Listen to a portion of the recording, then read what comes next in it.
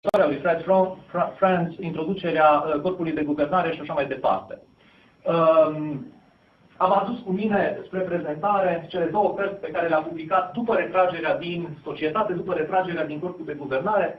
Prima dintre ele, Crisis of Conscience, Criza Conștiinței, în traducerea română care se pregătește la o editură din Oradea, Conflictul Conștiinței, are ca subtitlu The Struggle Between Loyalty to God and Loyalty to One's Religion. Titlul este foarte expresiv, lupta dintre loialitate față de Dumnezeu și loialitate față de religie, sau religia proprie, religia la care aparții, în care tratează din punct de vedere biografic care sunt argumentele care l-au dus la această decizie capitală să se retragă din corpul de guvernare, să se retragă din poziția totuși privilegiată pe care o avea în societatea Watchtower, urmând o altă cale, începând practic la o vârstă destul de înaintată viața de la zero. Și acestei cărți urmează în 1999, dacă nu mă înșel, cea de-a doua carte, In Search of Christian Freedom, în căutarea libertății creștine. Este o carte mai puțin axată pe istoria societății, mai puțin axată pe istoria dogmaticii. E o carte care tratează câteva puncte ale învățăturii martorilor. E o carte care pune problema dacă se poate supraviețui în afara unei organizații religioase, dacă poți să ai o viață creștină și poți să trăiești cumva în afara autorității pe care o impune asupra ta cu pretenții spirituale sau nu un anumit grup de oameni. De aceea, cred că și această carte poate să fie interesantă. Ray vine dintr-o călătorie pe care am făcut-o la Praga, pe care am făcut-o la Frankfurt, în Germania. La Praga a avut o întâlnire la care au participat chiar membrii ai unor alte secte, alte denominațiuni. Nu erau, mi se pare, câțiva 5 profesori care predau teologie la Institutul de Teologie Evanghelică din Praga. Iată că cărțile lui și în special cea de-a doua carte, În căutarea libertății creștine, au instigat foarte multă curiozitate, au ridicat foarte multe întrebări și cred că în momentul în care vom beneficia de traducerile ambelor cărți, ele vor putea și pentru noi să dea niște răspunsuri.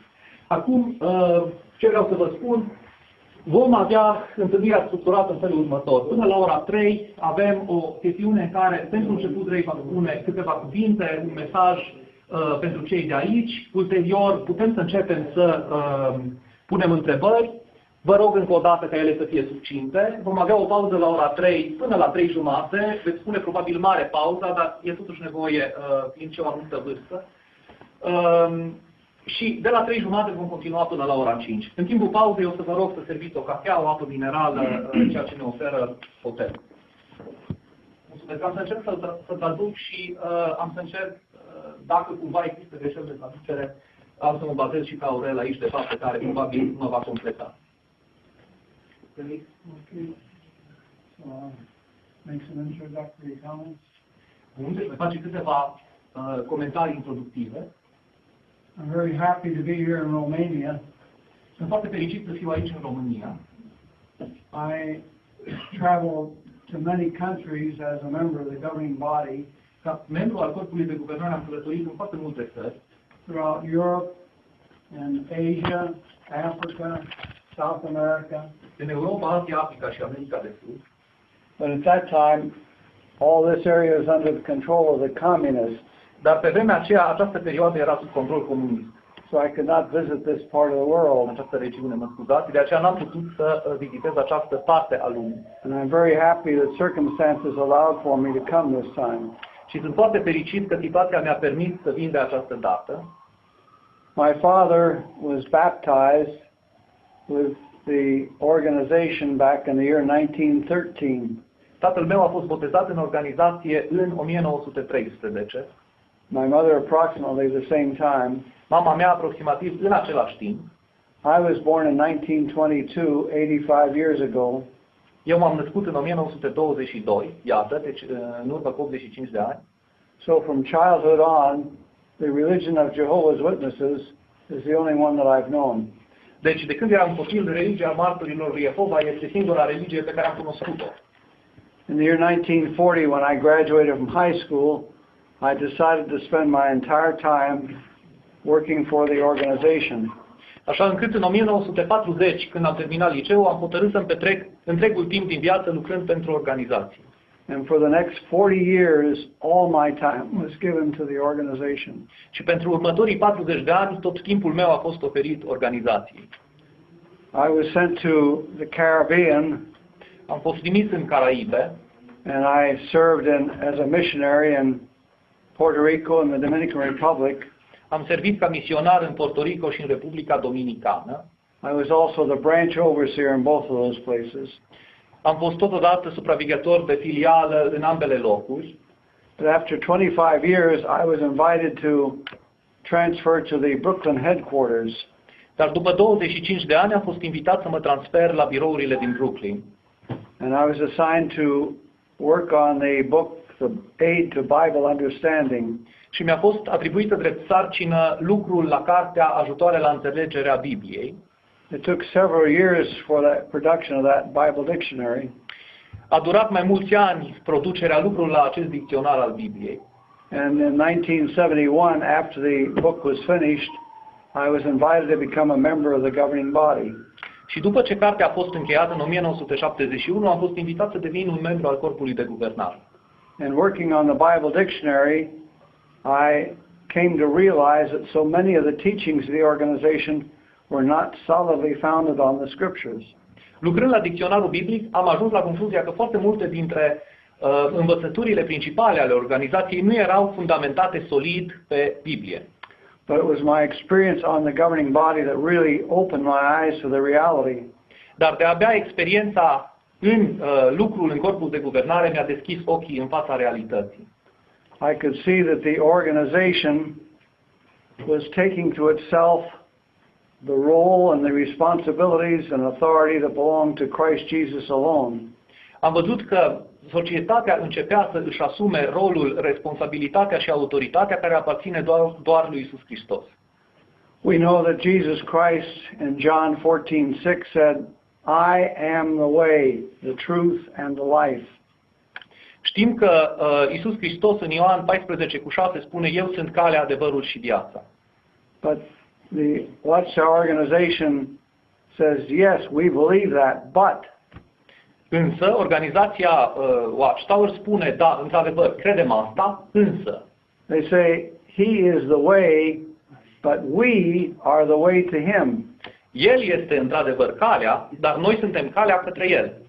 And in their publications, they give people the idea that the only way to have a relationship with Christ is through that organization. Și în publicațiile lor, ei dau mai departe, răspândesc ideea că singura cale prin care oamenii pot avea acces la Iisus Hristos este prin această organizație. They say, yes, Jesus is the truth, but we are the channel of the truth, and to learn the truth, you have to come to us. Ei spun, da, Iisus este adevărul, dar noi suntem canalul către adevăr, de aceea ca să învățați adevărul trebuie să veniți la noi.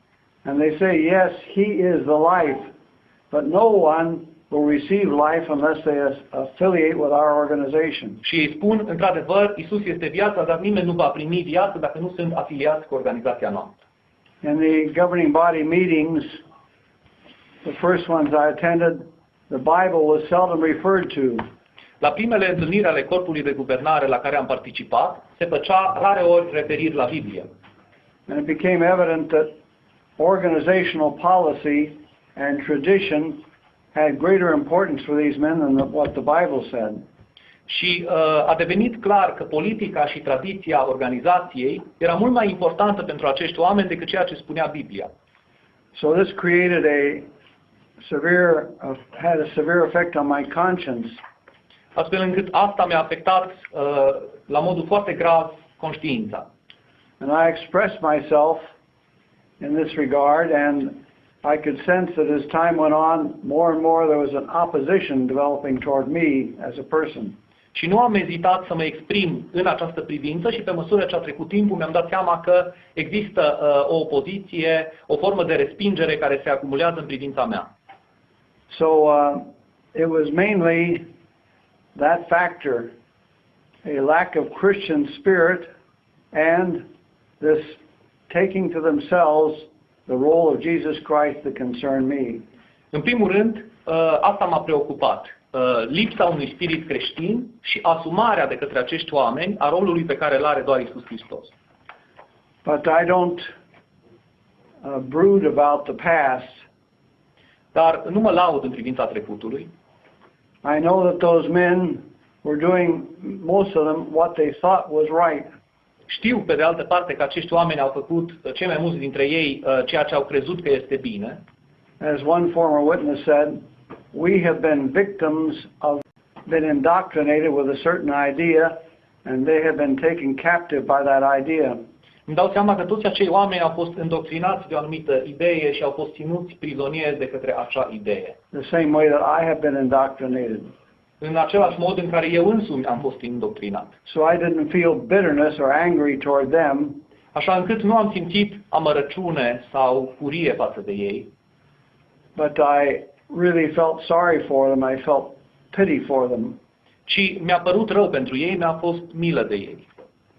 And I think that we need to have that attitude and not engage in constant demeaning or vilification of the organization and its people. Și cred că trebuie să păstrăm această atitudine și să nu ne angajăm într-o continuă acuzare sau blasfemiere a organizației și a oamenilor ei. As the Apostle Peter said in his fourth chapter of his first letter, the fourth chapter, above all, let your love for one another be constant, for love covers a multitude of sins. I'll take my Bible in Romanian because I want to read. Go ahead. Am nevoie de Biblia în română ca să pot citi versetele respective.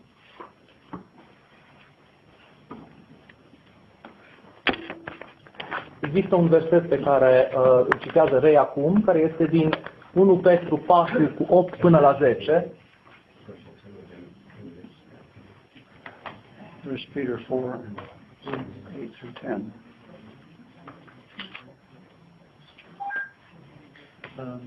Shall I read it all? All of it? Shall I read all of it? Yes, go 8 to ahead. 10. Go ahead. Okay. Mai pe sus de toate să aveți o dragoste fierbinte unii pentru alții, căci dragostea acopere o sumedenie de păcate. Fiți primitori de oaspeți între voi fără cârtire.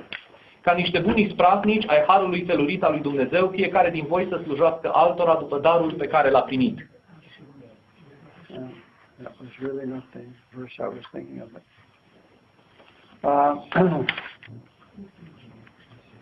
We are constantly have called to our attention the parable of the faithful and discreet slave. În continuu mi se atrage atenția asupra parabolei sclavului fidel și prevăzător. And we are told that this is a parable fulfilled in a class, and that class is put over all the king's possessions. Mi se spune că această parabolă se împlinește cu privire la o clasă și că această clasă a primit atribuțiunile de a guverna asupra tuturor posesiunilor regelui. But the same parable is presented by Luke in Luke chapter 12. Dar aceeași parabolă este prezentată de către Luca în capitolul 12. And there he shows that it applies to individuals. Și acolo el arată că se aplică această parabolă persoanelor individuale. And he says, for example, the slave that knew his master's will and didn't do it will be beaten with many strokes. Și el spune, de exemplu, că sclavul care a cunoscut voința stăpânului său și nu a făcut-o, va fi bătut, va fi pedepsit de stăpânul lui. But the one who did not understand and therefore did not do it will be beaten with few strokes. Dar cel care nu a înțeles această voință și nu a făcut-o din această cauză, pentru că nu a înțeles-o, va fi pedepsit mai puțin grav. So he talks about one person and then another person. Deci vorbește despre două tipuri de oameni. And not about classes. Nu despre clase. So like all others of Jesus' parables, this parable had a message for each individual Christian. Asemenea tuturor parabolelor lui Isus, și aceasta a fost un mesaj adresat fiecărui creștin în mod individual. And the disciple Luke, in using that parable, he uses the Greek word for stewards. Și În momentul în care descrie această parabolă, apostolul Luca folosește cuvântul grecesc pentru steward, aurel, sau administrator. Da. And he says, as generous stewards of God's manifold grace, put your gifts at the service of one another, each in the measure that he has received. Spune, ca administrator generoși, traduc aproximativ, este tot un verset din Biblie, ai averii lui Dumnezeu, puneți-vă darurile, puneți-vă abilitățile în serviciul celorlalți, fiecare în măsura în care primește acest dar. So he shows that God has given gifts to every Christian in different ways, some in one way, some in another. Astfel, el arată că Dumnezeu a dat darul fiecărui creștin în feluri diferite, unuia într-un anumit fel, altuia într-un alt fel.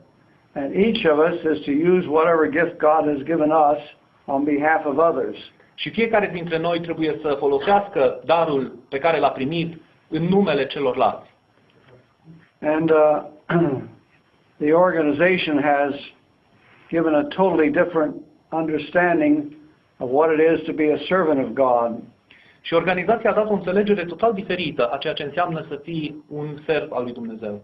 When they talk about service, it's always their program, going from door to door or doing similar activities. Când vorbesc despre serviciu, se referă de fiecare dată doar la programul lor de a merge din ușă în ușă sau la alte activități similare. The term works in the biblical Greek is the Greek word ergon. Termenul lucrare în greaca biblică este cuvântul grecesc ergon. And in Matthew chapter 5, Jesus Christ told his disciples, și în Matei capitolul 5, Iisus Hristos le-a spus apostolilor, you are the light of the world. Voi sunteți, voi sunteți lumina lumii, lumina voastră trebuie să strălucească în fața oamenilor, așa încât ei să vadă bunătatea faptelor voastre, în grecește erga, deci pluralul de la ergon, și să dea laudă astfel pentru faptele voastre Tatălui Ceresc. Iarăși am tradus aproximativ, e versetul biblic din Matei 5 cu 14 până la 16. He says, your light must shine before men, so that men may see the goodness of your acts and give praise to your heavenly Father. I translated that. Oh, you did. And the word acts there is, again, the same Greek word that's translated works. Și cuvântul fapte acolo este exact cuvântul acesta ergon pe care l-am amintit, tradus fapte. So he isn't talking about some kind of programmed activity such as the Watchtower has, but what people show themselves to be in their daily life. Deci nu vorbește neapărat despre această activitate pe care o desfășoară organizația, ci vorbește despre faptele prin care oamenii se manifestă pe sine în viața lor de zi cu zi. And if by their daily life and activity and their dealings with people, they show themselves to be true followers of Jesus Christ. Și astfel, prin activitățile lor de fiecare zi, prin modul în care interferează cu oamenii, se arată a fi adevărași urmași ai lui Iisus Hristos. I wrote an article for the Watchtower magazine when I was still there at the Brooklyn headquarters. Când încă eram la birourile din Brooklyn, am scris un articol pentru un număr din turnul de veghere. And it dealt with the Bible term which is translated sacred service. Și discuta termenul biblic care s-a tradus în traducerile comune ca service? Sacred service. Serviciu sacru. And the article showed that sacred service embraces all of our life. Și acest articol arată că termenul serviciu sacru sau serviciu sfânt trebuie să acopere, să îmbrățișeze toată viața noastră. After I left the Brooklyn headquarters, they published an article on the same subject trying to refute everything that I had written. După ce am plecat de la birourile din Brooklyn, ei au publicat un alt articol pe același subiect în care au încercat să respingă tot ceea ce scrisesem în numărul celălalt. And the Watchtower magazine said that sacred service applies to unusual activity. Și revista Watchtower a spus de această dată că termenul serviciu sfânt se referă la activități neobișnuite. Like going in field service or serving as a missionary or in a branch office. Precum a merge în munca pe teren, a servi drept misionar sau în birourile de filială. And when that magazine was studied in the Kingdom Hall in Alabama, where I was later associated, Și când s-a studiat acel număr din turnul de veghere în sala regatului din Alabama, unde eram eu, the young man conducting the Watchtower study, he realized the true meaning of the word, and so at the end of the study he asked the audience, now, he said, take for example, if a sister in our congregation, her husband dies, and she is in difficulty and in need, and you go to help her, is that sacred service? Și tânărul care conducea această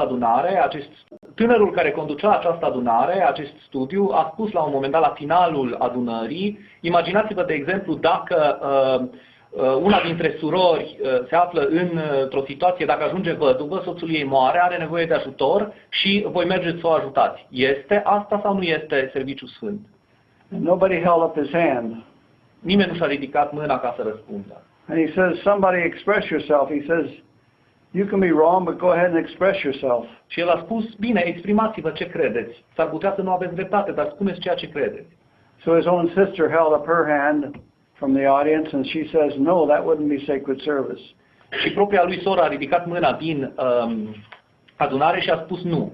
Asta nu se referă, asta nu e circumscris în termenul serviciu sfânt. So then he read from James chapter 1, verses 26 and 27. Atunci a citit din Iacov capitolul 1 cu versetele 26 și 27. Where James says, a man may think he is religious, but if he has no control over his tongue, he is deceiving himself, and that man's religion is futile. The kind of religion that is without stain or fault in the sight of God our Father is this, to go to the help of orphans and widows in their affliction, and to keep oneself unspotted from the world. Deci Iacov 1 cu 26 și 27. Dacă crede cineva că este religios și nu își înfrânează limba, ci își înșală inima, religiunea unui astfel de om este zadarnică. Religiunea curată și neîntinată înaintea lui Dumnezeu, Tatăl nostru, este să cercetăm pe orfani și pe văduve în necazurile lor și să ne păzim neîntinați de lume. And the word religion there is from the same Greek word, threskeia, which the New World Translation translates as sacred service. Și cuvântul religie acolo provine din același original grecesc trescheia, pe care noua traducere a lumii noi o redă drept serviciu sfânt. So he specifically says that sacred service that is valid before God is to do things like going to the help of orphans and widows in their affliction. Astfel încât versetul spune în mod specific că a face acest serviciu sfânt presupune a îi ajuta pe săraci și pe văduve în problemele lor. And Jehovah's Witnesses have not come to really understand what it means to proclaim the good news.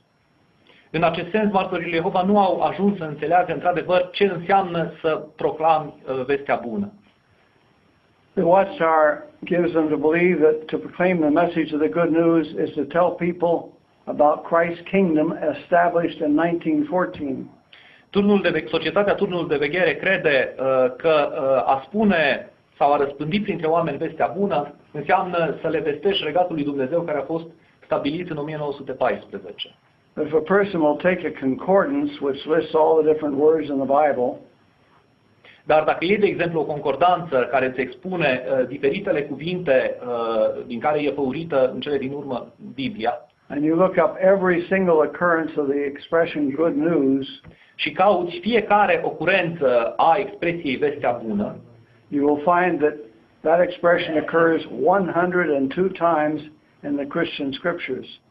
Veți descoperi că expresia respectivă apare de 102 ori în scripturile creștine. And 6 of those times it says this good news of the kingdom. Și de 6 ori vorbește despre această veste bună a împărăției. And all the other 96 times it talks about the good news about the Christ and about his sacrifice and is giving his life for mankind. Și în toate celelalte 96 de cazuri vorbește despre vestea bună, adică despre Iisus Hristos, despre sacrificiul lui și despre faptul că și-a dat viața pentru omenie. And so that is the real good news, that God's Son and gave his life on our behalf. Aceasta este cu adevărat vestea bună, faptul că Fiul lui Dumnezeu și-a dat viața pentru noi. And there could be no more wonderful good news than that, this ransom sacrifice. Și nu există veste mai minunată decât acest sacrificiu, vestea acestui sacrificiu de mântuire. Without it, we are all condemned as sinners. Sorry? Without that sacrifice, we would all be condemned as sinners. Fără acest sacrificiu, cu toții am fi condamnați ca păcătoși. We would have no future hope without that. Nu am avea o speranță pentru viitor în absența acestui sacrificiu. And the Apostle Paul said that as far as he was concerned, that he had only one purpose, and that was to make known the sacrifice of Jesus Christ. Și Apostolul Pavel spune că în ceea ce îl privește, el are doar un singur scop, și anume să facă de cunoscut sacrificiul lui Iisus Hristos. So, if Jehovah's Witnesses would appreciate this fact, why, they would realize that making known the good news is not a matter of advancing some organization or its teachings. Dacă martorii lui Jehova ar înțelege lucrul ăsta, atunci ar înțelege și faptul că a predica vestea bună nu înseamnă a predica învățăturile unei organizații. And within the organization, one is viewed as a good Christian according to the amount of time he spends going in what they call field service. În cadrul organizației, cineva este privit ca bun creștin sau mai puțin bun creștin în funcție de timpul pe care îl petrece în ceea ce ei numesc lucrarea pe teren. But if you think about conditions in the first century, you can realize that things were very different from what Jehovah's Witnesses view life as. Dar dacă vă gândiți la condițiile în care trăiau oamenii în primul secol, puteți vedea că lucrurile sunt foarte diferite de modul în care concep această interpretare martorii lui Jehova. A man in those times, his work began at sunrise and ended at sunset. Pe acele vremuri, munca unui om începea la răsăritul soarelui și se încheia la apusul soarelui. So his whole day was occupied. Așa încât întreaga lui zi era ocupată. And the women did not have all the easy things that today women have. Și femeile nu aveau toate facilitățile pe care le au astăzi. If a woman wanted to prepare a meal, she couldn't just go to a stove and turn a knob and get heat. Pentru a pregăti o mâncare nu putea pur și simplu să meargă la o sobă să o aprindă răsucind un buton. She had to bring in wood to start a fire. Trebuia să aducă lemne în casă, să strângă lemne ca să facă focul. If she wanted to wash clothes, she couldn't turn a faucet and get water. Același lucru, dacă vrea să spele haine, nu putea pur și simplu să pornească un robinet. She had to take a pail and walk to a well and draw water and then bring it home. Trebuia să meargă la un izvor, la o fântână unde să spele, trebuia să ia o găleată, să meargă la un izvor de unde să aducă apă pe care să o ducă în casă. So there's no reason to think that when persons in that time became Christians that now their life just changed dramatically. De aceea nu avem motive să credem că their lives, I mean their daily life. Că în momentul în care acele persoane au devenit creștini, viața lor zilnică s-a schimbat la modul dramatic, adică total. Besides that, many people in that time were slaves. În afară de asta, pe vremea aceea, foarte mulți oameni erau sclavi. History shows that in many of the major cities of the Roman Empire, fully 1/3 of the total population was slave population. Istoria arată că în majoritatea orașelor din Imperiul Roman, o treime era populație de sclavi. And slaves were not just workers in fields, but sometimes they held what we today call white-collar positions. Do you understand? Și ei nu erau numai simpli muncitori pe câmpuri, erau și aveau funcții de răspundere înaltă, ceea ce noi am numit funcții pentru oameni albi, adică funcții de birou, de înaltă răspundere. But they were still slaves. and they did not have control over their time. Their master controlled what they did all day long. Dar erau în continuare sclavi și nu puteau să-și controleze timpul. Erau în totalitate la dispoziția stăpânului lor. So persons who were slaves and became Christians couldn't say, I'm going to take off and go out in the field service for 3 hours. Așa încât toți acești oameni care erau sclavi și au devenit creștini nu puteau să spună voi merge și voi lucra acum în lucrarea de teren timp de 3 ore. And yet all Christians shared in making known the good news. Și cu toate acestea, toți creștinii se împărtășau din dorința de a face cunoscută vestea bună. Because all of them had some contact with other people. Pentru că cu toții aveau contacte cu alți oameni. In their daily activity, perhaps the wife, when she went to the well to draw water, she talked with other women. În activitatea lor zilnică, probabil soția când mergea să aducă apă se întâlnea cu alte femei. Or the man in his daily work was to have contact with other men. Sau în munca lui zilnică bărbatul se întâlnea cu alți bărbați.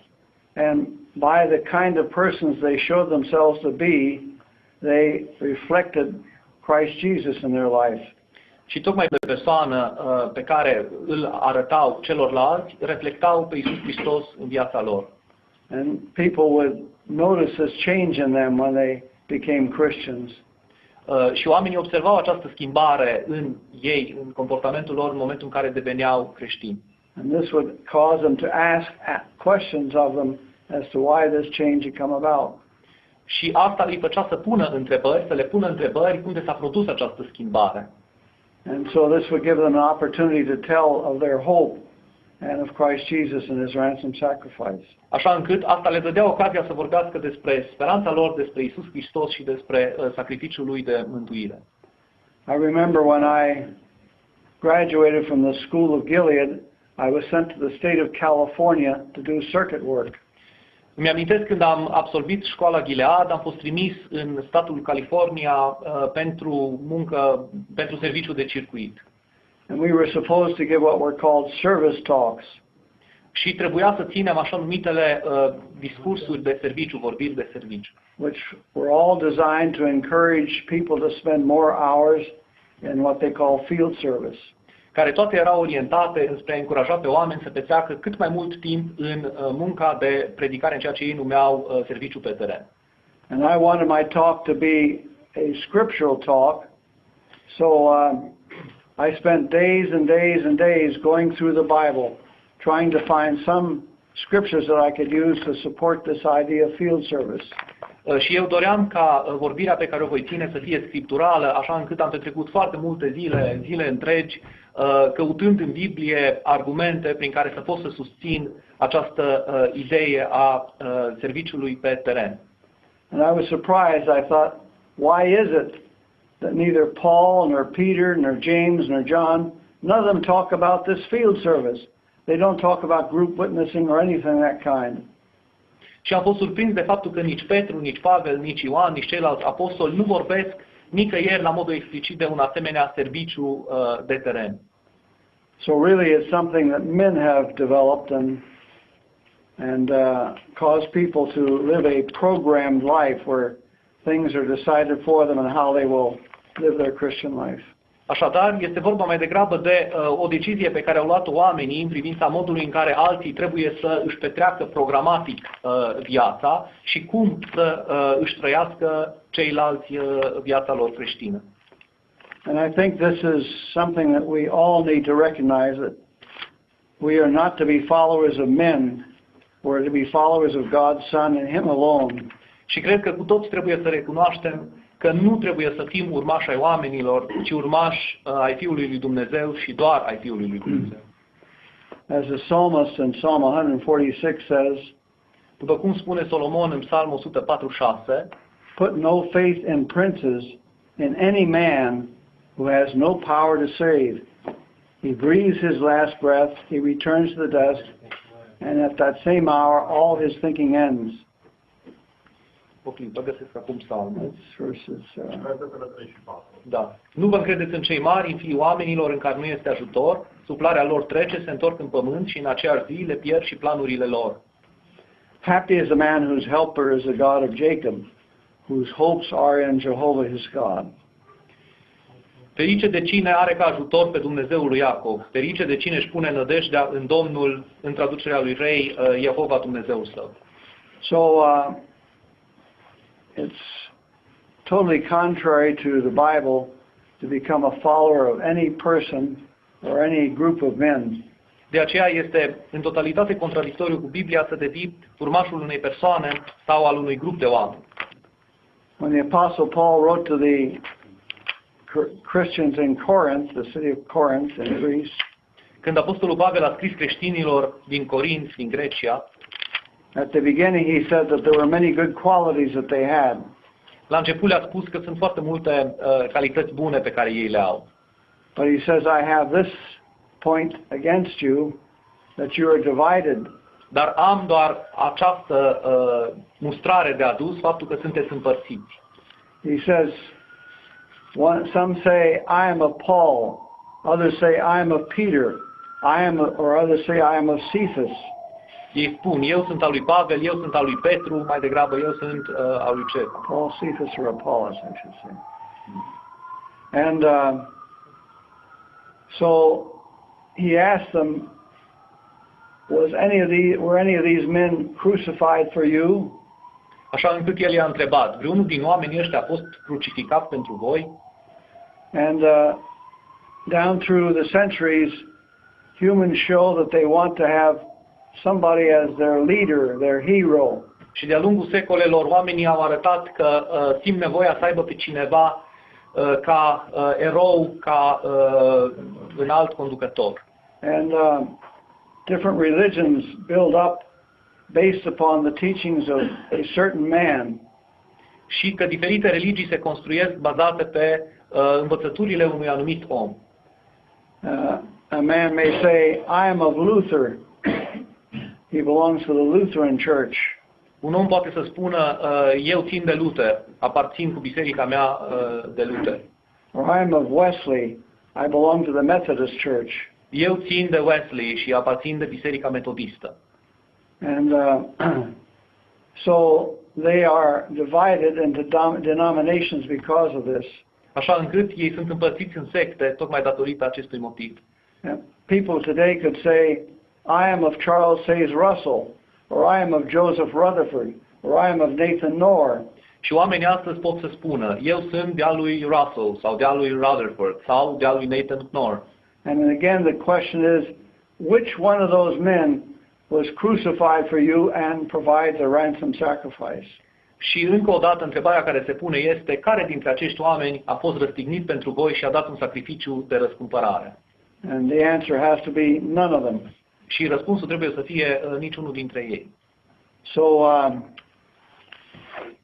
none of those persons has the right to expect us to be their followers or to be guided by them. Așa încât niciunul dintre acești oameni nu are dreptul să aștepte de la noi să fim urmașii lor sau să fim ghidați de către ei.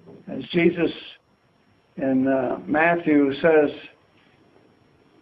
let none of you be called rabbi, which is also translated master or teacher. După cum spune Iisus în Matei, niciunul dintre voi să nu se numească rabi, care înseamnă în traducere învățător. Because all you are brothers. Pentru că voi toți sunteți frați. So Jesus didn't set up a system, a religious system. He established a Christian brotherhood. Așa încât Iisus nu a stabilit un sistem religios, ci o frăție creștină. Where no one person has control over the others. Unde niciunul nu are control asupra celorlalți. And all the words that are used to describe the activity of men within the congregation, such as elder or overseer and teacher. Și toate aceste termene folosite pentru a descrie activitatea oamenilor în congregație, bătrâni, supraveghetori. And they describe not a position or a title, but the service that persons would perform. Ele descriu nu o poziție ierarhică, nu un titlu, ci serviciul pe care oamenii respectivi îl aduc. So that is the proper attitude to have, and when I was on the governing body, I saw that this was not the spirit that prevailed. that these men viewed themselves as the ones in control and that they were in position to set policies and then call on everyone to obey what they had decided. Așa încât asta este atitudinea care trebuie să fie, trebuie să îl rog să repete pentru că am pierdut fraza a fost prea lungă. E nu aceea de a dezvolta politici, de a... Nu, s-a referit la faptul că atunci când era în corpul de guvernare, a văzut că, de fapt, toți acei oameni nu aveau o atitudine creștină, ci aveau, din contră, această dorință de a stăpâni peste ceilalți, de a dicta ei regulile de organizare și așa mai departe. And the great majority of our time was spent dealing with what they called disfellowshipping issues. Și marea majoritate a timpului membrilor corpului de guvernare a fost petrecut cu probleme de excomunicare, Deciding whether this activity or work was a disfellowshipping offense. decizând dacă o anumită activitate sau alta era într-adevăr demnă pentru ca persoana respectivă să fie excomunicată. Adică, Then when the policy was decided and published, așa încât, în momentul în care s-a hotărât regula în privința excomunicării și a fost publicată, questions would come in on this particular aspect or that particular aspect and all the details of the matter. And so we were constantly deciding issue after issue and minor issues and sub-issues. au apărut o sumedenie de întrebări. Dacă acesta este un motiv pentru excomunicare, celălalt este un motiv pentru excomunicare, așa încât tot timpul ne preocupam de probleme minore, de alte probleme constante și alte probleme și mai minore decât acestea. But time spent in discussing and presenting biblical information that would build people up, there was practically none of that time spent. Practic, nu mai exista timp petrecut pentru discuții biblice, singurele care puteau să întărească pe oameni. So the longer this went on, the more I asked myself, is this really God's way? Așa încât, pe măsură ce trecea timpul cu aceste chestiuni, m-am întrebat din ce în ce mai serios dacă cu adevărat aceasta este calea lui Dumnezeu. And I thought, here are things that the Bible says not one word about, and here we men are making this law to apply to everyone. Așa încât am văzut, iată, acestea sunt reguli despre care Biblia nu spune absolut nimic și noi oamenii încercăm să le impunem tuturor. And that's the reason when I left Brooklyn, I wrote this book, A Crisis of Conscience. Și de aceea, în momentul în care am plecat de la Brooklyn, am scris această carte, Criza Conștiinței, because the great majority of Jehovah's Witnesses have no idea how the governing body functions. pentru că marea majoritate a martorilor lui Jehova nu au nicio idee despre modul în care funcționează corpul de guvernare.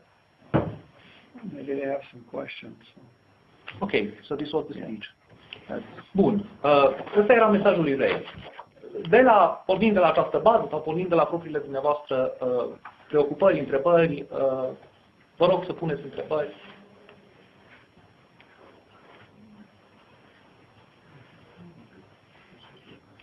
Da. Da, vă rog. Eu aș avea câteva întrebări de spus și aș dori în modul cel mai scurt să mi să răspund. He has a few questions and he wants very short answers, as short as possible. Aș vrea să știu mai exact în ce perioadă o făcut parte efectiv din corpul de guvernare. He wants to know exactly the period when you were part of the government body. I was assigned in 1971, and 9 years later, in 1980, is when I left Brooklyn. A fost numit în 1971 și 9 ani mai târziu, în 1980, a plecat de la Brooklyn. Noi, toți de aici, cunoaștem împrejurările întâmplate la Brooklyn cu privire la schimbări. We, all of us here, know the context that were in Brooklyn, and it refers to changes, so the context when the changes occurred. În ce privește învățătura. About doctrine, in terms of doctrine. Yes.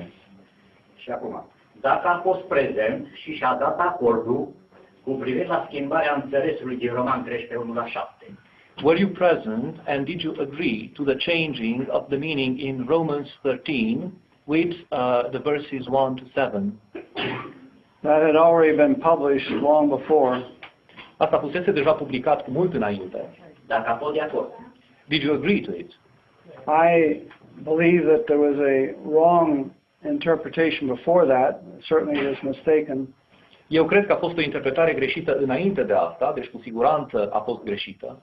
Because in Romans chapter 13, Paul clearly talks about the governments that existed. Pentru că în capitolul 13 din Roman, Pavel vorbește în mod foarte clar de guvernele care existau. He says, he who demands the tax, pay the tax. Spune celui care cere taxa. Comentariul. Ok, he doesn't want comments. Atunci noi îi mulțumim pentru răspuns. He thanks for the answer. Da, nu comentariul, Okay. noi cunoaștem. Așa. Deci eu fost de acord. Dacă a fost de acord cu introducerea termenului religie bună în vocabularul literaturii martorilor Jehova. Did you agree with the introduction of the term good religion in the vocabulary of the Jehovah's Witnesses? That occurred when I was still a young man, but I have come to realize I had to learn different languages. I spoke Spanish for about 25 years, and later on I associated with a French congregation, and I came to realize that words are just vehicles to transmit and carry thoughts from one mind to the other. Asta s-a întâmplat când eu eram foarte tânăr, dar ulterior, de-a lungul vieții, am lucrat într-o congregație spaniolă, a trebuit să învăț franceză și mi-am dat seama, învățând diferite limbi, că aceste cuvinte sunt doar vehicole prin care gândurile sunt transmise de la o minte la cealaltă. Da, mulțumesc. Atâta numai, pentru că înainte nu s-a folosit și din potrivă spunea despre religie că nu este un cuvânt biblic și nu există religie bună. And the literature explained that religion is not a biblical word and that there is no good religion. Ce s-a întâmplat cu cei ce nu au acceptat schimbările în literatură, mă refer la cei din corpul de guvernare, ca persoană.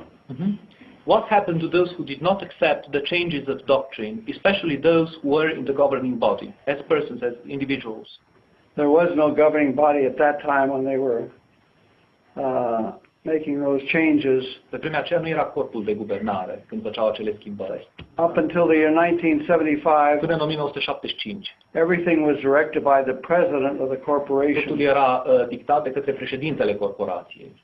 Deci nu era corp de guvernare atunci. First it was Rutherford, then it was Nathan Knorr, Întâi era Rutherford, apoi Nathan Knorr, and so whatever they decided, that's the way things were. așa încât lucrurile erau așa cum stabileau, așa cum decideau acești oameni. And in 1975, there came a discussion as to whether this was proper, that the corporation president should direct the whole organization, or whether a governing body should do so. În 1975 s-a pus întrebarea dacă asta este corect, ca președintele să ia deciziile în privința întregii organizații sau dacă un corp de guvernare trebuie să facă asta. Dar acum întreb, și președinte în 1961-62 o lua hotărârea în mod arbitrar pentru a schimba înțelesul roman și a introduce cuvântul religie? Did the president in 1962, did the president arbitrarily decide to change the meaning of the teaching about Romans 13 and to introduce the word religion? Yes, everything was decided by the corporation president at that time. Da, pe vremea aceea totul era decis de către președintele corporației. Bun. Ce cunoștință aveți despre frați de rând din state care nu au fost de acord cu schimbările și învățăturile în vremea aceea? S-au constituit sub alte nume? Dacă da, sub ce nume? What do you know about the brothers generally in the States who did not agree to this changing in the teaching, to this doctrinal changing? What happened to them, and did they choose to form another group institutionalized? Did they have other names, other institutionalized form of existence? Those changes did not produce any big division among the witnesses. Acele schimbări nu au produs diviziuni majore între martori. Au fost demonstrații cu pancarte, s-au dat foc la Tintron Hall-ul, au fost mari lucruri avea. saying that there were some demonstrations with huge cars, and some of the kingdom halls were burned. No. The group institutionalized and had a different name, or were they somehow stopped, banned by the society? As I say, there was no division that resulted from those things.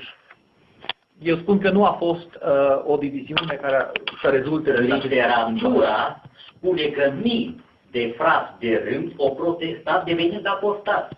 Literatura timpului spune. The literature of the time says that many of the brothers protested and they became apostates. I lived during those years. I don't know if you lived during those years or if you were a Jehovah's Witness during those years, but I was, and there was none of that. And if you can show me a magazine that says that, that will be the first time that I see it. Eu am trăit în acea perioadă, nu știu dacă dumneavoastră ați trăit în acea perioadă, dar și ați fost martor al lui Jehova, dar eu n-am întâlnit niciodată până acum acest fenomen. Dacă puteți să-mi arătați un turn de veghere în care se menționează chestiunea asta, este prima dată când o văd. Da. Acum, cum s-a procedat la schimbare? S-a impus schimbarea și învățătura. Dacă da, de cine? Am înțeles că de președinte, deci a fost o dictatură. S-a votat democratic sau ați întrebat să rupa prin urină? How did the doctrinal changes occur? Was it, as it was said before, imposed by the president? Was it a democratic vote? Did you ask Jehovah through the stones, Urim and Tumim? I don't know how to translate that into English. Maybe somebody can help me. It's the same, Urim and Tumim. As I stated, the president of the society decided all those matters. They were not decided by a group of persons, but he made the decisions. După cum am afirmat, președintele societății a stabilit toate și am încercat să răspund tuturor acestor scrisori la mașina de scris. But it came to be so much that I realized I couldn't do it. Dar au ajuns să fie atât de multe, încât mi-am dat seama că nu mai pot să o fac. And I decided that writing a book would be the answer, the solution to the problem. Și am hotărât că scrierea unei cărți va fi soluția la această problemă. Because a book could be available to everyone, anyone. Pentru că o carte poate să fie accesibilă pentru oricine. And I could say in a book what it would take hundreds of letters to write. Sorry? I could say in one book what it would take hundreds și of poate letters. să spună într-o singură carte ceea ce ar putea să expună în sute de scrisori. Da. So this book was then published. Acum, dacă trebuie să ne opresc, dar înainte de a pune o altă întrebare. He wants one last question. O întrebare, care aș vrea? Bun. Nu sper. Cum se face că toți aceia care, din motive, fie că au fost retrași de bunăvoie sau excomunicați, răspund prin cărți împotriva societății, asociației, dar numai lucrurile negative. Nu au avut bun de când s-au înființat și până aici nimic nu o dat bun. How is it possible that all those who left the organization or were excommunicated and who wrote books, all of them expressed in their books only anger and only the bad aspects of the society? Why does it happen? Never ever did this society offer something good, some good teachings? Why is there this attitude?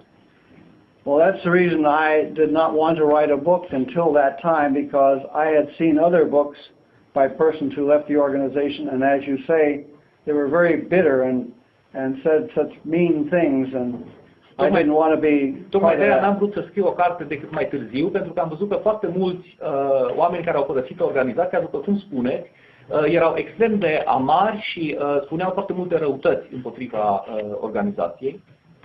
So it was only because of not being able to answer all these questions that I wrote this book, and I tried to keep it free from that bitterness and that tearing down attitude. Deci tocmai de aceea, pentru că nu am putut să răspund la toate aceste scrisori, am încercat să scriu o carte în care să nu apară aceeași amărăciune, aceeași atitudine care este în celelalte cărți. I wanted to follow the example of Jesus Christ Am vrut să urmez exemplul lui Iisus Hristos. In the first letter of Peter, the second chapter, În 1 Petru 2 cu 23, verse 20 and 23, Peter says of Jesus, when he was insulted, he returned no insult. Petru spune despre Iisus când era batjocorit, nu răspundea cu batjocuri. When he was made to suffer, he did not counter with threats. Instead, he delivered himself up to the one who judges Și când era justly. chinuit, nu amenința, ci se supunea dreptului judecător.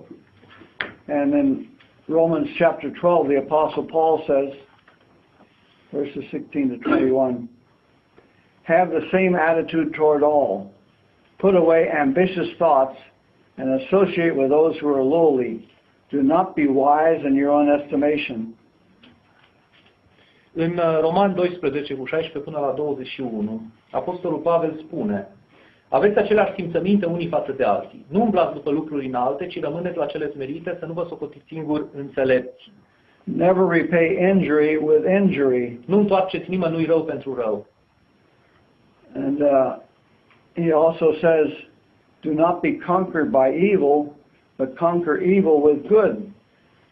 Și el mai spune, nu te lăsa biruit de rău, ci biruiește răul prin bine. And in 1 Corinthians 13, 7 and 8, the Apostle Paul says, love has good manners and does not pursue selfish advantage. În 1 Corinteni 13 cu 7 și 8, Apostolul Pavel spune, dragostea, sigur, sunt toate pasajele despre dragoste, acopere totul, crede totul, nădăjduiește totul, suferă totul, dragostea nu va pieri niciodată. Traducerea e puțin diferită a lui Ray. It does not keep account of evil or gloat over the wickedness of other people. Unfortunately, my translation is different. Deci încerc să traduc aproximativ după modul în care sună această traducere. Nu ține seama de răutate și nici de viclenia altor oameni, nici nu se hrănește din viclenia altor oameni. So I have no sympathy with people whose only desire is to tear down the religion of Jehovah's Witnesses. Deci nu am niciun fel de simpatie pentru oamenii al căror scop nu este altul decât să distrugă religia martorilor lui Jehova. Eu mă opresc aici. Aș mai avea încă două. Dacă mai este timp. Nu aveți o răbdare. Mai aș avea două întrebări, dar în vorbirea de început, aș vrea numai două întrebări să pun din vorbirea de început, dacă mi se. Da. Ai răbdare. Trebuie să fim la ora 5. Nu un pic. Am înțeles că de înțeles că vestea bună este sacrificiul suprem al lui Iisus. Domnul Filip, stați puțin. Stați puțin. Nu vreau să cenzurez pe nimeni. Dar din respect față de ceilalți participanți, eu vă rog foarte mult să rămâneți până e foarte posibil ca celelalte întrebări să se încheie și în momentul respectiv, dacă există timp, o să vă rog să interveniți iarăși cu aceste întrebări. Vă rog să le notați, să nu vă uitați ideea. Nu uit ideea. Bun, altcineva. Spuneți. Bine, am înțeles.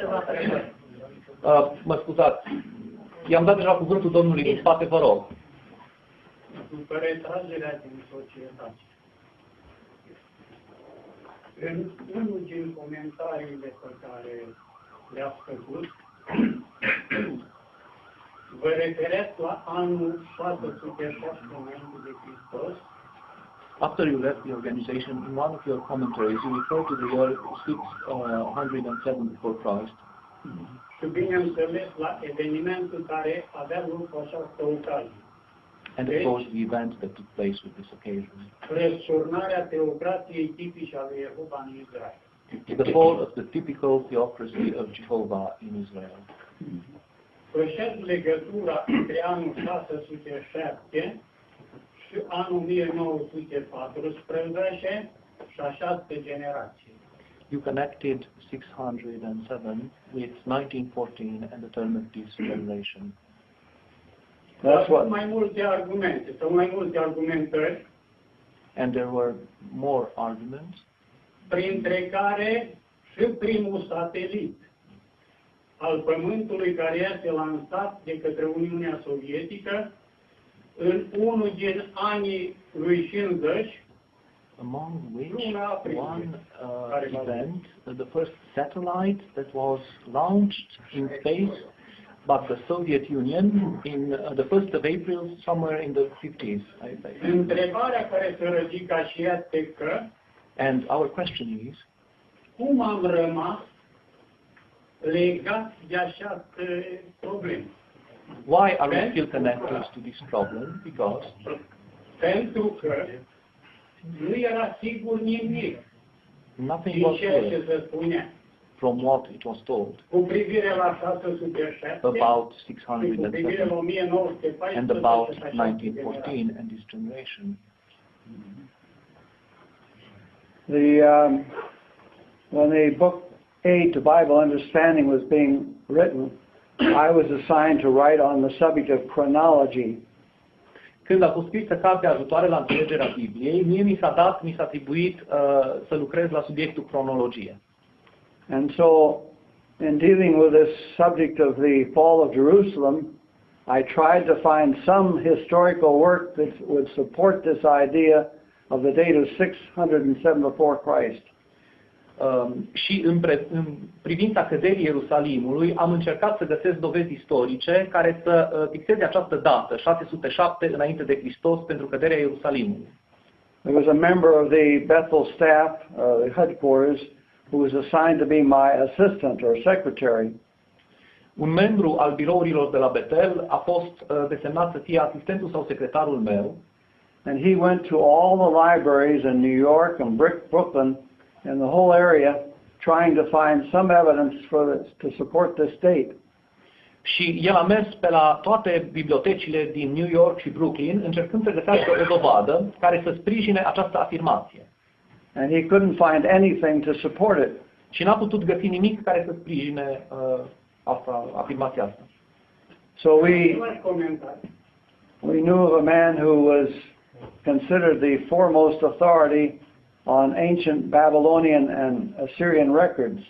Așa încât am cunoscut un om care era considerat a fi autoritatea istorică, o autoritate istorică. Archaeologists had discovered thousands upon thousands of what are called cuneiform tablets written in clay. Arheologii descoperiseră mii și mii de ceea ce ei numesc tabele cuneiforme scrise în lut. They covered the whole period of the Babylonian Empire. Ele acoperă toată perioada Imperiului Babilonian. So we arranged to meet with this man and have an interview with him. Așa încât am aranjat să ne întâlnim cu acest bărbat și să avem o întrevedere cu el. And we asked him about this matter of the date of 607 BC because all the historical evidence pointed to a date 20 years later for the destruction of Jerusalem. Și l-am întrebat specific despre această dată 607 pentru că toate dovezile istorice trimit către o dată 20 de ani mai târziu pentru distrugerea Ierusalimului. So I asked him, could it be that these men who wrote these historical documents in cuneiform tablets were trying to put forth some idea of their own? Așa încât l-am întrebat, se poate întâmpla ca toți acești oameni care au scris tabletele în litere cuneiforme au încercat cumva să pună în acele texte ideile propriile lor idei, adică modificând?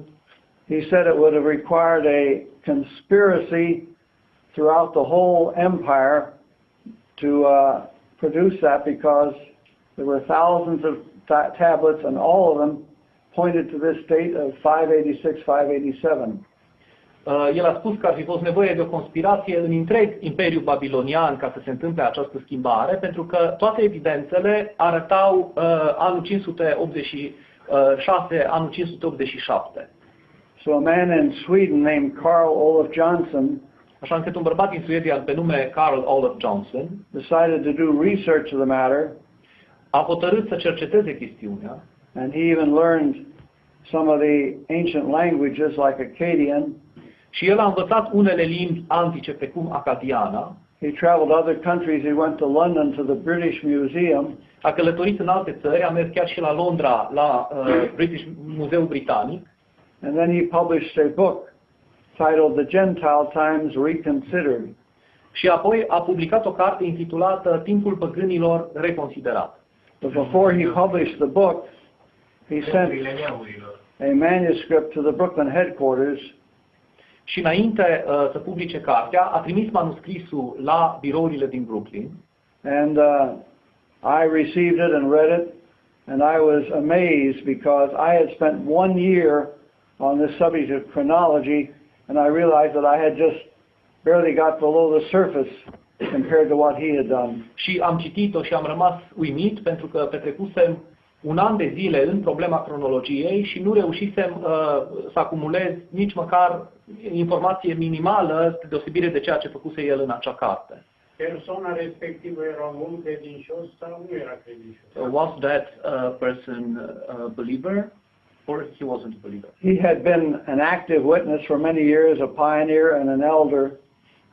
And then when he wrote this material, it came to Brooklyn, and afterward, the elders there and the branch office there took action against him, and he was eventually disfellowshipped. Fusese de foarte mulți ani un pionier activ în cadrul organizației și în momentul în care a apărut această chestiune, bătrânii au luat măsuri împotriva lui și l-au excomunicat. Pentru că totuși anul 1914, după toate cunoștințele noastre, a fost cel mai bogat an, cred că în întreaga istorie a omenirii, legat de profeții. The year 1914 was the richest in the history of mankind, connected to prophecies and to whatever it happened. So, how are we to conclude? What are we to conclude about that? That's also an idea that people have, that 1914 was such an unusual date, and that things had taken place in that year on that had never happened before in human history. Într-adevăr, oamenii cred că anul 1914 a fost un an de importanță capitală în care s-au întâmplat evenimente care nu se mai întâmplaseră până atunci în istoria omenirii. And for that reason, this same man, Carl Olof Johnson, joined with another Swedish man and prepared a book titled The Sign of the Last Days When. Și din acest motiv, Carl Olof Johnson, cel menționat anterior, și cu un alt bărbat din Suedia, a pregătit o carte intitulată The Sign of the Last Days When. Semnul vremurilor de pe urmă, când? And they took up each feature of things, wars, famines, pestilences, and earthquakes. Și au luat fiecare argument din descriere. Război, foamete, boli, cutremure de pământ. And they showed that in every case there were periods of history that were far worse than that from 1914 on. Și a arătat că în fiecare caz în parte au existat perioade din istorie în care toate acestea s-au manifestat mult mai grav, mult mai acut decât atunci. The matter of wars, for example, in Europe you had a war that lasted not 4 years like the First World War. De exemplu, în Europa am avut un război care a durat nu 4 ani cât primul război mondial, You had a war that lasted 30 years. ci 30 de ani. And the whole history of mankind, if you read it, it's one war after another war after another war after another war. Și întreaga istoria omenirii, dacă o citiți, este plină de relatări despre un război urmând altui război, urmând altui război și așa mai departe. And as far as famines are concerned,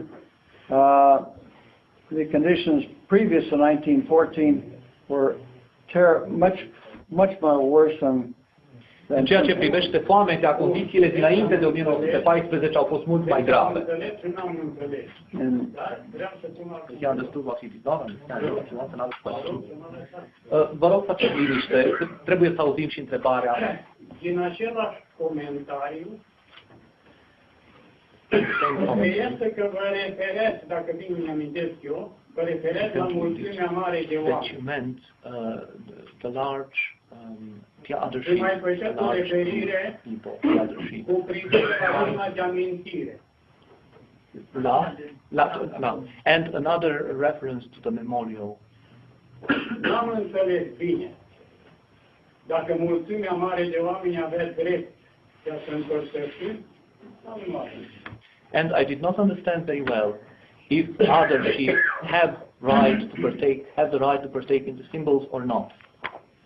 Și dacă trebuie totuși să existe simbole pe masă. And if we must, at any rate, have the symbols on the table. we need to go to the scriptures themselves to see what those symbols represent. Trebuie să mergem la Scripturi ca să vedem ce înseamnă aceste simboluri. In John chapter 6, În Ioan, capitolul 6, it shows that after Jesus had fed thousands of people by multiplying miraculously loaves of bread and pieces of fish, se spune după ce Iisus a hrănit mii de oameni, multiplicând, înmulțind printr-o minune pâinile și peștii. after that he crossed over the Sea of Galilee to the other side, A traversat Marea Galilei în cealaltă parte and thousands of people followed him. și mii de oameni l-au urmat. And Jesus said, you followed me not because of the signs that you saw, but because of the food that I gave you. Și Iisus a spus, m-ați urmat pe mine nu datorită semnelor pe care le-ați văzut, ci datorită hranei pe care v-am oferit-o. But he says, don't pursue the bread that perishes, but the bread that leads to eternal life. A spus, nu urmați pâinea pieritoare, ci pâinea care duce la viață veșnică. He said, I am the bread of life. El a spus, eu sunt pâinea vieții. Your forefathers ate the manna in the desert and they are dead. I am speaking of the bread that came down from heaven, which a man may eat and never die. I am that living bread which has come down from heaven. If anyone eats this bread, he shall live forever. Verses? Which are the verses? From 46 to 51. 46 to 51. It says, moreover, the bread which I will give is my own flesh. I give it for the life of the world. Eu sunt pâinea vieții, așadar deci este citatul din Ioan 6:46 în traducerea pe care o are Ray, în traducerea Cornilescu revizuită, cea pe care o folosesc eu, este ceva mai jos, deci versetul este de la 48.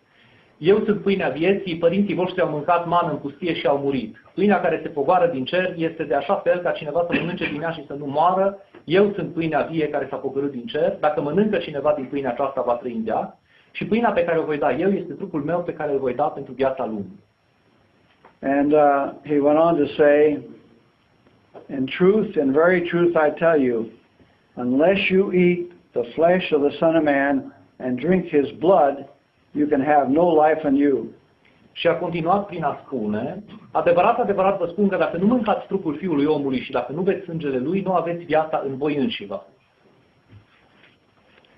He says, whoever eats them. Deci avea competențe bune și mare parte din traducerea lumii noi este o traducere corectă. Deci consider totuși că are mici părtiniți, dar nu majore. So, do you believe that it has minor loyalties to something else, influences, but not Yes. major influences? On the whole, it's accurate, and I believe any person could use it and come to an understanding of the principal teachings of Jesus. În general este corectă și crede că orice persoană poate să o folosească și să ajungă la o înțelegere a învățăturii lui Isus. But you can see some places where he forms the translation to conform and coincide with the teachings of the Watchtower Society. Dar poți vedea pe de altă parte anumite locuri în care el influențează traducerea în așa fel încât ea să corespundă învățăturilor pe care le dă societatea Watchtower. O a doua întrebare este legată de corpul de guvernare. Dacă corpul de guvernare, am citit într-o carte, la presiunea unora din Brooklyn, președintele a fost nevoit să îl creeze sau a fost doar o inițiativă a președintelui? What about the governing body? How was it created? Was it the president's initiative or somebody else suggested its creation? How did it come to the founding? Was it pressure from the others? The term was not used for many, many years, but during Nathan Knorr's presidency, it began to appear in the publications, that expression, governing body. Termenul nu a fost folosit de-a lungul a mai multor ani, dar în timpul președinției lui Nathan Knorr a început să apară în publicații termenul de corp de guvernare. And initially they said that it corresponded to the board of directors of the Watchtower Society. Inițial îi spunea că această expresie desemnează corpul de directori ai societății Watchtower. But the fact is that that board of directors had no regular meetings at all. Dar, în realitate, acel corp de directori nu avea întâlniri curente. Practic nu funcționa.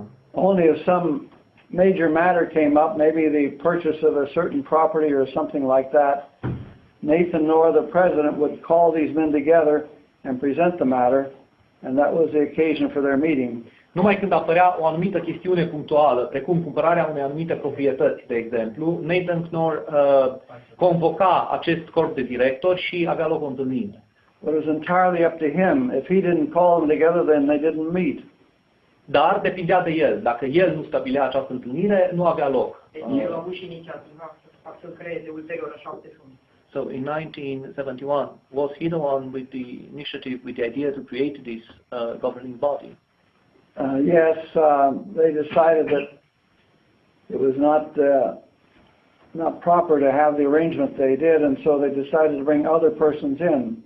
Da, au hotărât că nu mai era bine să păstreze aranjamentul pe care îl aveau și au hotărât să aducă alte persoane înăuntru. So they invited 5 persons to be added to that body. Așa încât au invitat alte 5 persoane care să fie adăugate acestui corp directorii. And I was one of those 5. Și eu am fost unul din cei 5. So those 5 were added to the men who were on the board of directors. Astfel încât acești 5 au fost adăugați la oamenii care făceau parte din corpul de directori. And in following years it was decided to expand the body even more, and eventually it reached a total of 18 members. Și în anii următori societatea a extins acest corp până când a ajuns la mărimea de 18 membri. A treia întrebare, la ultima. Deci dacă consideră studiind Noul Testament, Studying the New Testament, că există salvare sau mântuire do you believe that there is redemption or salvation în afara trupului Hristos? outside Christ's body? Deci există alte clase pe parcursul de la Penticostă și până la sfârșitul lumii, alte clase care pot să intre în mântuire sau să beneficieze de salvare în afară de Are there Hristos. other classes that can have redemption, that can acquire salvation, except for those belonging to the Christ's Deci body? în această perioadă, deci Penticostă, sfârșitul lumii.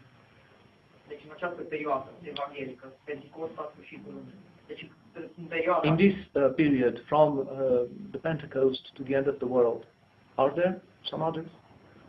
Some others in whom, I don't know. Some other members of other classes? What does he mean by... Apart from, so members, persons that do not belong to the body of Christ, do they have a chance of salvation in this period of time from Pentecost to the end of the Are you world? talking about the body of Christ in the biblical sense or the way the Watch Da, represents în it? sensul biblic în care orice credincios născut din Dumnezeu care face parte din trup. In the biblical sense, any believer born by God and belonging to that body. Well, Jesus, didn't I just mention about Capernaum and the Sodom and Gomorrah issue? Tocmai am menționat despre Capernaum și Sodoma și Gomorra. No, that was before. No, you can repeat. It was before we arrived here. Oh. Jesus said after he left Capernaum, where they had not listened to him, he said it will be more favorable for people of Sodom and Gomorrah than for this city. În momentul în care a plecat în Capernaum, unde nu-l primiseră, Iisus a spus că va fi mult mai bine pentru Sodoma și Gomorra la ziua judecății decât pentru acel oraș. And he said the same thing about Nineveh, which Jonah had gone to and which was later destroyed, that they too, it would be more favorable for them than some of those in his time who were rejecting the Messiah even though they had him in their presence. Și a spus același lucru despre Ninive în comparație cu cei care l-au respins pe Mesia fiind în prezența lor, în prezența lui. So that shows that even people from Sodom and Gomorrah, there could be some of them that on the day of judgment will be given an opportunity to gain life. Așa încât asta arată că chiar anumiți oameni din Sodoma și Gomora, Mă refeream la perioada Penticostă a sfârșitului. Deci dacă în această perioadă mai există mântuire în afara trupului lui Hristos.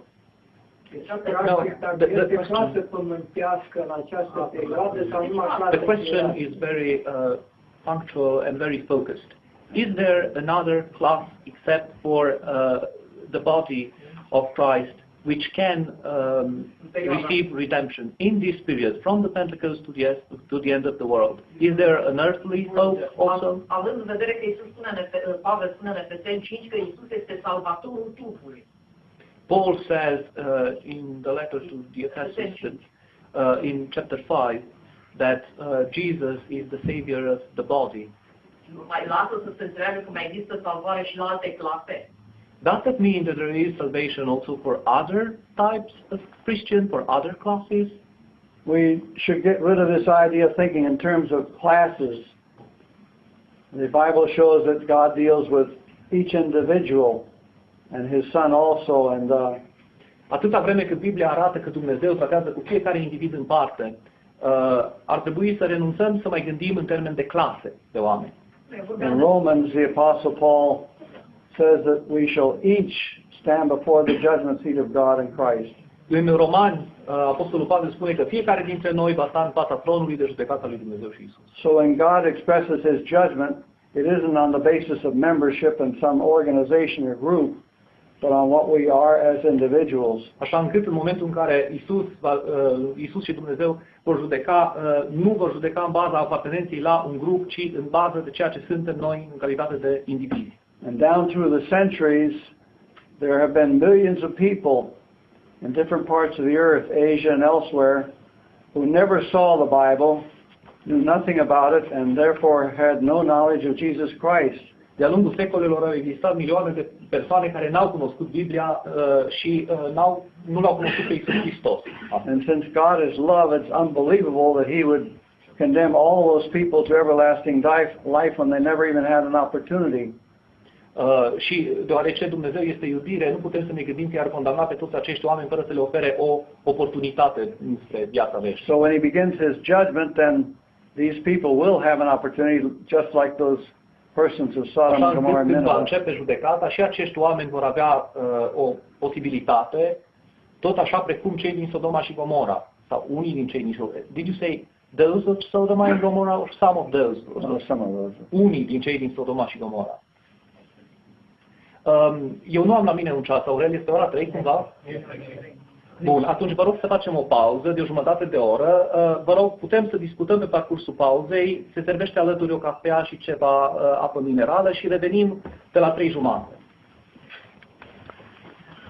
Vă mulțumesc. Care a fost motivul părăsirii Brooklynului? Retragere sau excomunicare? Which was your reason for leaving Brooklyn? Did you leave or were you excommunicated? I was asked to leave. I had expressed myself very openly in the governing body discussions, and in the year previous, 1979, I was assigned to go to certain countries of Africa, and go ahead. Mi s-a cerut să plec pentru că m-am exprimat foarte liber în întrunirile corpului de guvernare și în anul dinainte, în 1979, mi s-a cerut să plec în anumite țări din Africa. And some of those countries, the government had banned the work of Jehovah's Witnesses. În unele din acele țări, guvernele interziseseră lucrarea martorilor lui Jehova. So I didn't know but what I might be arrested in one of those countries and put in prison. Așa încât n-am știut dacă voi fi sau nu arestat în aceste țări în care am fost trimis. And I had never explained my feelings to my wife before then. Și niciodată până în acel moment nu expusesem, nu mărturisisem sentimentele față de soția mea. So I sat with her and went through the scriptures with her and then told her the experiences that I'd had on the governing body and what it was really like. Așa încât am stat împreună, am citit din Scripturi și i-am relatat experiențele pe care le-am avut în corpul de guvernare și într-adevăr cum a fost. După părăsirea societății, dacă a fost contactat de diverse persoane sau... Nu a terminat, stați puțin.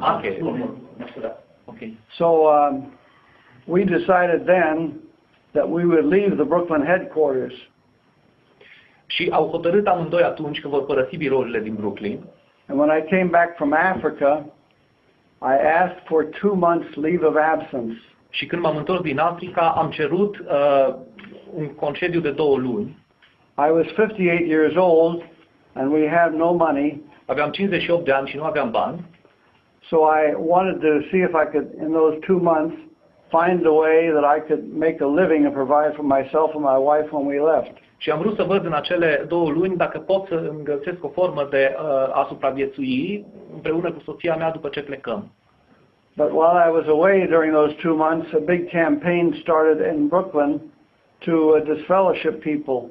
Dar în timp ce eu eram plecat, a început la Brooklyn o imensă campanie de excomunicare a oamenilor. People that I had known and conversed with were brought before judicial committees and disfellowshipped.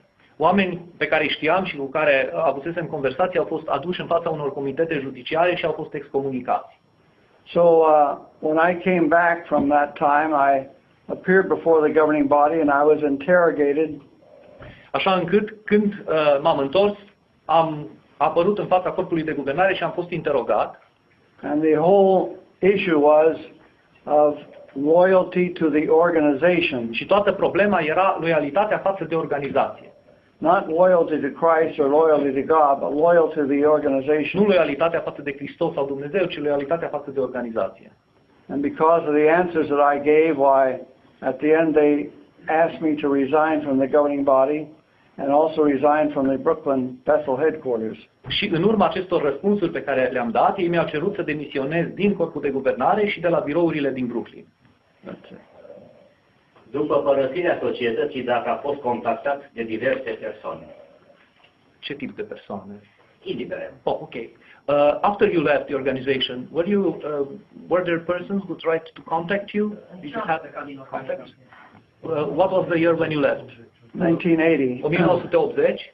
So, And shortly after, I went to Alabama, where a man named Peter Gregerson had offered me employment. după ce am plecat, am mers în Alabama, unde un bărbat numit Peter Gregerson m-a angajat, mi-a oferit o angajare. The work that he had for me was purely manual work. I cut the grass, pulled weeds. Era vorba de lucru efectiv manual, tăiam iarba, smulgeam buriene. So after I was there a while, this man Peter Gregerson, he had been an active witness for 20 years or more, a pioneer, an elder, but he decided to disassociate himself from the organization. Și în timp ce eram acolo, acest bărbat, Peter Gregerson, fusese și el un pionier, fusese foarte activ în cadrul organizației timp de mai mulți ani, dar a hotărât să se dezasocieze de către organizație. So he submitted a letter explaining his reasons that he could not continue on with the organization. Așa încât a trimis o scrisoare în care și-a exprimat motivele pentru care nu mai poate continua să colaboreze cu organizația. At that time, to disassociate yourself did not result in disfellowshipping. La vremea aceea, propria dezasociere nu ducea la excomunicare. But after I moved to Alabama, now they put out a watchtower in which they said that a disassociated person should be treated the same as one who was disfellowshipped. Dar după ce am ajuns la Alabama, au scris într-un turn de veghere că persoanele dezasociate ar trebui să fie tratate la fel ca și cele excomunicate. Practic, au același statut.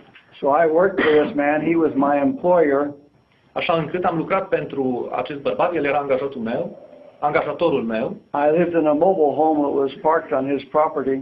Am locuit într-o rulotă care era parcată pe proprietatea lui. But because I was seen in a restaurant eating a meal with him, I was then accused.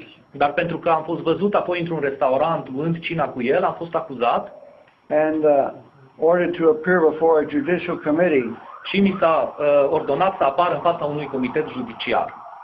And the persons that they had there as witnesses against me had only one thing to say about me. Și oamenii pe care aduseseră ca martori împotriva mea au avut de spus doar un lucru despre mine. That they had seen me with Peter Gregerson eating together in a restaurant. Că m-au văzut mâncând într-un restaurant împreună cu Peter Gregerson. Then a circuit overseer came in and he came to my home and interrogated me, and this was his whole question also. Supraveghetorul de circuit a venit la mine să mă interogheze și asta a pus și întrebarea lui. So the elders in that congregation disfellowshipped me, and the one basis was I had eaten a meal with Peter Gregerson in a restaurant. Așa încât m-au excomunicat pe simplu motiv că am luat o cină cu Peter Gregerson în acel restaurant. N-am fost înțeles. Dacă a fost contactat prin scrisori sau telefonic după ce a fost excomunicat de diverse persoane sub diferite nume. Asta e întrebarea. Da sau nu? Did they contact you by letter, by means of letters or telephone calls after you were excommunicated, but not the ones in the governing body or in the organization, different persons, other persons? Did they send you letters? Did they try to contact you by phone? after my leaving Bethel, many persons that I knew there at Bethel did communicate with me, and down through the years, I have received letters and communications from hundreds of persons who used to be either at Brooklyn Bethel or in a branch office or in circuit work or district work. După ce am plecat de acolo, foarte mulți oameni pe care i-am cunoscut la Betel au continuat să comunice cu mine și am primit scrisori și telefoane la foarte mulți alții care erau fie supraveghetori de filială, fie lucrau în diferite zone filiale ale organizației. Care a fost motivul că după retragere nu a vrut să ia legătură cu nimeni și acestea prin scrisori sau prin altceva? Da. Este aici. Păi asta întreabă. După ce a fost, de ce o refuzat? What was the reason? What was it? I suggest he makes this last question and gives other people an opportunity to speak. Sugerează, dacă se poate, să fie totuși o ultimă întrebare sintetică, ca să-i lase și pe alții să Da, bineînțeles. eventual, dacă este timp ulterior. Okay. Bun, deci care era întrebarea încă o dată? De ce n-a refuzat? Exact, să ia legătura cu diverse persoane care l-au contactat prin scrisori sau telefon. Why did you refuse to communicate with different persons who contacted you or tried to contact you by means of ordinary mail or telephone? Every single letter that I ever received and all the letters I now receive through the internet, every one of them receives an answer. Fiecare scrisoare pe care am primit-o și toate scrisorile pe care le primesc acum mai degrabă prin internet au primit un răspuns. Nu acum, atunci. And that is, Not now, back then. that is the reason I wrote this book. When I was this fellowship, a magazine that is very well known worldwide called Time sent a reporter there to Alabama to interview me about the matter. Tocmai de asta am scris această carte, pentru că după ce am fost excomunicat, o revistă foarte cunoscută în întreaga lume, Time, au trimis un reporter ca să-mi iau un interviu în privința acestei chestiuni. And they published an article about this. Și au publicat un articol despre asta. And after that article came out and people in many countries read it, I started getting letters asking Și about după it. ce a ieșit acest articol și foarte mulți oameni din diferite țări l-au citit, am început să primesc scrisori în care eram întrebat despre această chestiune. At that time, all I had was a typewriter, Pe vremea aceea nu aveam decât o mașină de scris and I tried to answer all these letters by typing letters to them. și am încercat să răspund tuturor acestor scrisori la mașina de scris. But it came to be so much, and drinks my blood, possesses eternal life, and I will raise him up on the last day. El spune, cine mănâncă trupul meu și bea sângele meu are viață veșnică și eu îl voi învia în ziua de apoi. Whoever eats my flesh and drinks my blood dwells continually in me, and I dwell in him. Cine mănâncă trupul meu și bea sângele meu rămâne în mine și eu rămân în el. So he shows what the emblems represent. The bread represents his body, which he gave on behalf of us. Deci el arată ceea ce reprezintă simbolurile. Pâinea reprezintă trupul său pe care l-a oferit pentru noi. As the prophet had foretold, he took upon himself the sins of all. După cum s-a profețit înainte, el a luat asupra sa păcatele tuturor. So he allowed that body to be nailed to the cross, Și a lăsat ca trupul său să fie crucificat and in that way he took upon himself the sin of all. și astfel și-a asumat păcatele tuturor. And the blood represents Și his lifeblood, reprezintă viața lui, which he shed again as a ransom sacrifice. pe care a oferit-o ca un sacrificiu de răscumpărare. So when Jesus said, "Do this in remembrance of me," that was what was represented by the memorial. Și când Iisus a spus să faceți aceasta în memoria mea, asta trebuia să fie reprezentat de către cina de amintire. So when we join together in the Lord's evening meal, that should be in our mind. The sacrifice that Jesus Christ made, giving his body and giving his life on our behalf. Așa încât când noi ne întâlnim la cina de amintire, asta trebuie să avem în minte. Sacrificiul pe care l-a făcut Iisus, oferindu-și corpul său și sângele său pentru răscumpărarea noastră. And our partaking of the emblems is an expression of our faith in that ransom sacrifice. Sorry, I didn't hear. I say our partaking of those emblems is an expression of our faith in the ransom sacrifice. Participarea noastră la împărtășirea din simboluri. Vă rog, ați pus o întrebare, vă rog frumos să ascultați răspunsul pentru că nu voi repeta traducerea. Ca atare, repet, participarea noastră la împărtășirea din simboluri reprezintă asumarea acestor simboluri, a sensului lor și a sacrificiului, recunoașterea sacrificiului pe care Iisus l-a făcut pentru mântuirea noastră. Bun. Deci dacă nu mănânci, înseamnă că nu crezi în jertfa lui Iisus. În Matei, în capitolul 24, 45 la 7, este vorba de un grup credincios și înțeles, pe care stăpânul pune păstășata slujilor să le dea hrană la vremea hotărâtă. Întrebarea care se ridică și etică, astăzi, cu atâtea întâmplări care au loc, care este deci rogul ăla? Și când e vorba de vremea hotărâtă în care să se dea hrana, dacă vremea asta a fost, este sau trebuie să fie.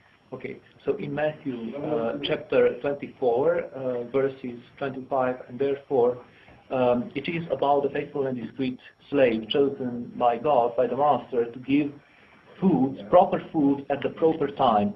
When do you think this idea of proper time applies? Was it in the past? Is it now? Will it be in the future? Well, Jesus took examples from their daily life, things that people knew that were familiar to them. And a man could be assigned as the overseer of the servants in a household, and there was a proper time for him to see that they got their food each day. Deci Iisus a luat exemplu din viața de zi cu zi a oamenilor din timpul lui. Și a dat acest exemplu despre un servitor care este desemnat să hotărască când anume ceilalți servitori din casă vor primi hrană. They would go out and work, and then came the time when they should have their food. Ei mergeau la lucru și apoi venea timpul când ei trebuiau să primească hrană. And it was his duty to see that they got that food at that time. Și era datoria lui să vadă, să aibă grijă ca ei să primească acea hrană la timpul potrivit. So people knew how things were and their own experience, and Jesus drew on those experiences to present these parables. Deci Iisus știa din propriile lui experiențe și și-a construit parabolele ca să fie înțelese tocmai pe aceste experiențe din viața de atunci. Dar, what about, there is still a part of, mă scuzați, am vrut să reproduc partea de întrebare ultimă, dacă există un timp potrivit în trecut, acum sau, asta încerc să traduc acum. Still there is, the part of the question is, the right food and the proper time for giving food refers for us to a moment in the past, refers to a moment in present, to the present, or refers to a certain moment in the future that we must expect, look forward to. Jesus told his disciples when after he was resurrected, that he would be with them all the days until the consummation of the system of things.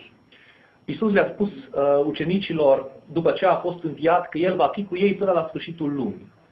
The Watchtower Society tries to give the idea that in the first century, truth was available to people, but then for 18 centuries it wasn't, and then in the 19th century, when Charles Taze Russell comes on the scene, now it begins to be available again. Societatea Watchtower spune că în primul secol adevărul a fost accesibil oamenilor, ulterior, timp de 18 secole, el nu a mai fost accesibil și de-abia în momentul în care a început lucrarea Charles Taze Russell, adevărul a devenit iarăși accesibil. In other words, they say that for 9/10 of the Christian history, that the truth was not available to people. Cu alte cuvinte, ei spun că timp de 18 secole din istoria creștină, adevărul nu a fost prezent, nu a fost disponibil oamenilor. And this is a complete contradiction of Jesus' words when he promised, I will be with you all of the days until the consummation of the system. Și asta este o contradicție clară a cuvintelor lui Isus atunci când spune, iată, eu sunt cu voi în toate zilele până la finalul acestui sistem de lucruri sau al lumii, după traducerea noastră. So all down through the centuries, Jesus Christ has seen that people who were searching for truth could find that truth. Așa încât, de-a lungul secolelor, Iisus Hristos a avut de grijă ca oamenii care au căutat cu adevărat adevărul să găsească acel adevăr.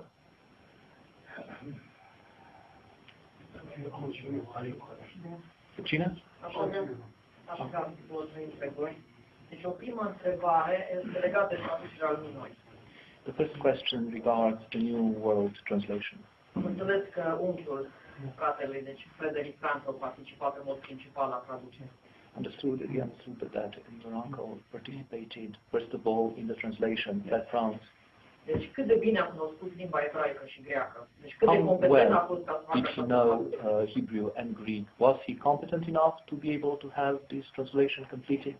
Și dacă această traducere este părtinitoare sau este fidelă sensului original. Is it loyal to the initial meaning of the Bible, or is it loyal to something else, a group or?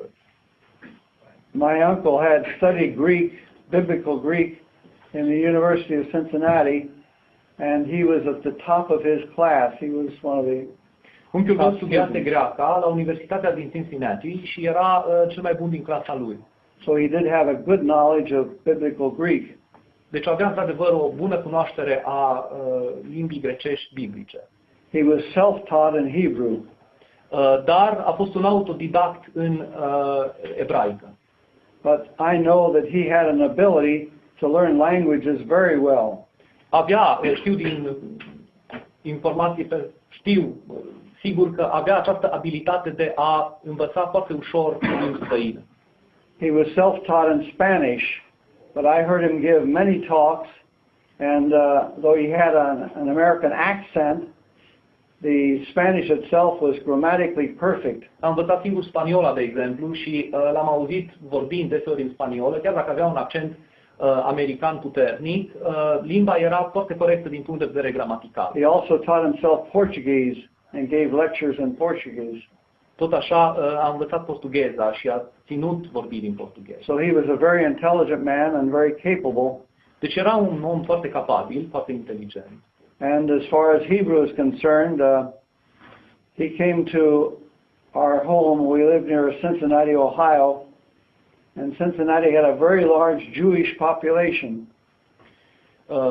Și a venit la un moment dat la casa noastră din Cincinnati, Ohio, și Cincinnati avea pe vremea aceea o foarte mare populație ebraică, asta în termenii limbii ebraice. And he asked me to take him to a Jewish museum because they had an ancient Hebrew manuscript that he wanted to look at. Și m-a rugat să-l duc la un muzeu evreiesc, pentru că exista acolo un manuscris antic ebraic pe care vrea să-l vadă. And they had this Hebrew scroll there in a case, and I stood there and watched him, and he read that scroll in Hebrew to see what it said. Și aveau acest sul în ebraică și în timp ce era cu el, unchiul lui a stat acolo, a rămas să citească, să vadă exact ce spune textul respectiv. So he had good ability, and much of the New World Translation is accurate